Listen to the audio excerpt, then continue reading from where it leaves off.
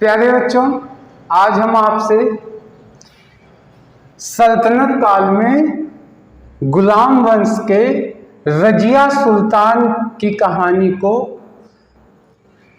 Memorise करवाने की कोशिश करेंगे। यानी आज हम रजिया सुल्तान के एग्जामिनेशन ओरिएंटेड घटनाओं को याद करने की कोशिश करेंगे। तो आइए शुरू करते हैं। देखिए, सबसे पहले एक चीज बता दें, 1236 में, इसके पहले के वीडियो में है, 1236 में इल्तुतमिश की मृत्यु हुई। तो इसकी एक छोटी सी हिस्ट्री है कि इल्तुतमिश के 3 लड़के और एक मात्र लड़की रजिया सुल्तान थी। लेकिन बचपन से ही ये रजिया सुल्तान बहुत ही कुशाग्र बुद्धि की थी, यानी ये बुद्धिमान थी और समझदार थी। तो इल्तुतमिश ने लड़कों की तरह इसकी परवरिश शुरू की। जैसे अपने लड़कों की परवरिश शुरू किया, ऐसे ही रजिया सुल्तान को भी परवरिश दी और इसको भी तीर तलवार लड़ाई यानी सैन्य प्रशिक्षण इसको भी दिलवाया। तो इस वजह से ये बहुत ट्रेंड थी। लेकिन जब इल्तुतमिश की मृत्यु हुई तो रजिया सुल्तान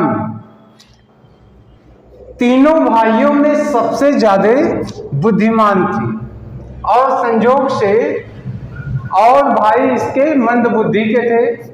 तो रजिया सुल्तान को कोशिश हुई कि इनको गद्दी पे बैठाया जाए।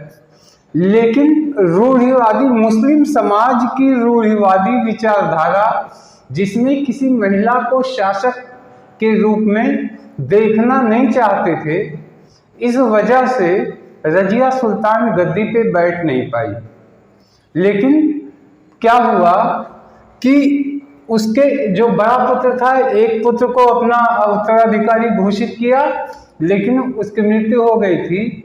उसके बाद जो पुत्र हुआ रुकनुद्दीन फिरोज, रुकनुद्दीन यानी इल्तुतमिश के पुत्र रुकनुद्दीन फिरोज को गद्दी पे बैठा दिया गया। लेकिन रुकनुद्दीन फिरोज एक मूर्ख व अक्षम शासक साबित हुआ। तो देखिए, यहीं से स्टार्ट है, आपको याद कैसे होगा। पहला, इल्तुतमिश की मृत्यु के बाद दिल्ली सल्तनत की गद्दी पे कौन बैठा। तो देखिए, इल्तुतमिश की मृत्यु के बाद उनका पुत्र रुकनुद्दीन फिरोज गद्दी पे बैठा। लेकिन जैसा कि नाम से जाहिर है, देखिए रुकनु यानी वह कोई काम करता नहीं था, हर काम में रुक जाता था। रुकनुद्दीन यानी इसका नंबर हो गया रुको ना, यानी कोई काम करता ही नहीं था। और जनता में त्राही मची थी।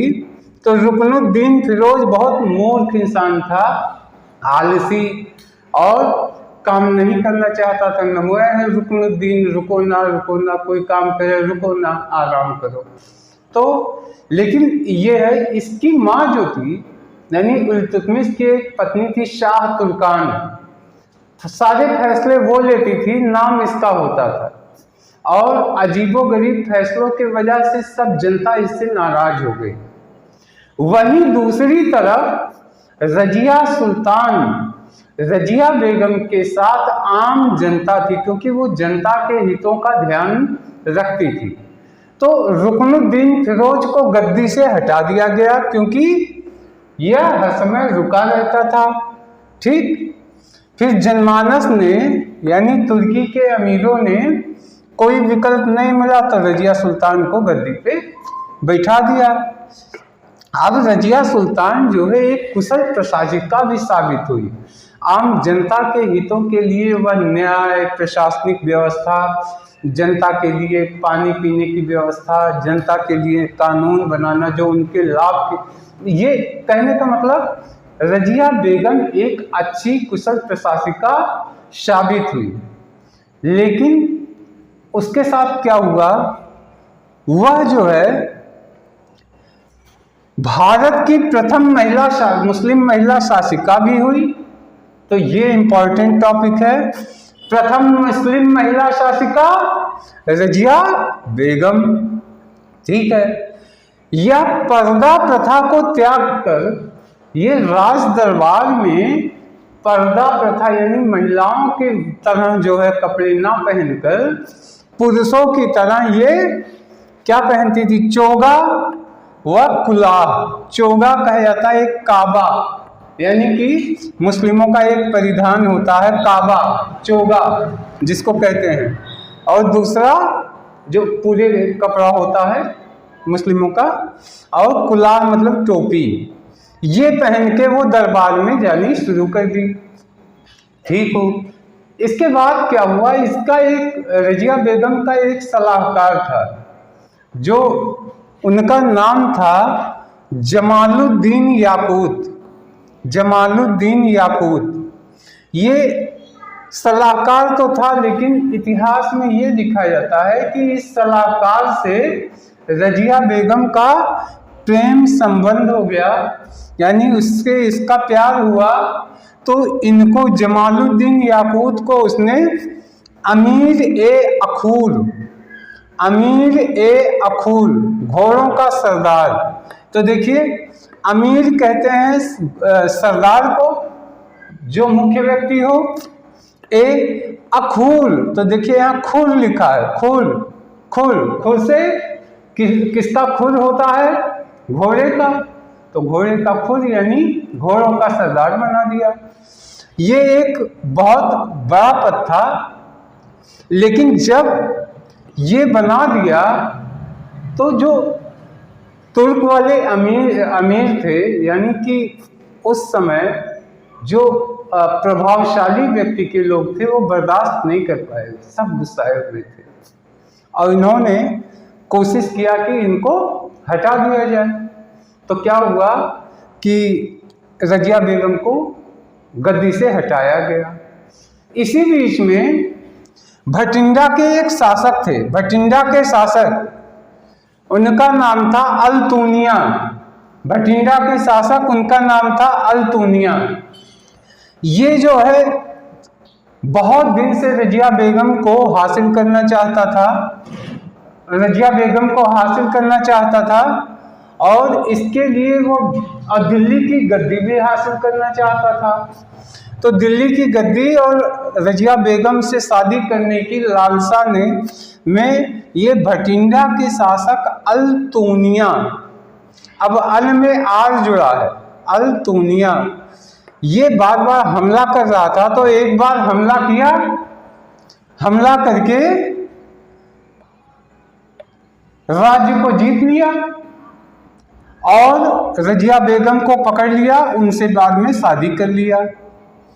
तो रजिया बेगम ने भी नियति मान के कि अब तो हम हार चुके हैं, तो अल्तूनिया से उन्होंने शादी कर ली, और शादी के बाद फिर वो दिल्ली की गद्दी पे कब्जा करने की उन्होंने प्रयास किया, लेकिन सफल नहीं हो पाई, असफल हो गई। और हारने के बाद सेना छोड़ के भागना पड़ा। तो रास्ते में उनके जो सैनिक, वफादार सैनिक थे, उन्होंने भी उनका साथ छोड़ दिया, और कुछ लोगों के साथ 13-14, देखिए कहीं पे किसी किताब में 13 अक्टूबर लिखा है, किसी किताब में 14 अक्टूबर, इसलिए हमने इसको 13-14 अक्टूबर को किया, में 1240 में। तो इसको आप ऐसे ही कर सकते हैं कि 1240 याद रहेगा, क्योंकि 36 में इल्तुतमिश की मृत्यु हुई और 40 में रजिया सुल्तान की मृत्यु, यानी 4 साल का शासन था। 4 साल का इसका संघर्ष ही था, इसमें शासन भी था। तो 1240 में ये मरी, 13-14 अक्टूबर की रात में कैथल के पास, कहा जाता है डाकुओं ने इनका हत्या कर दिया।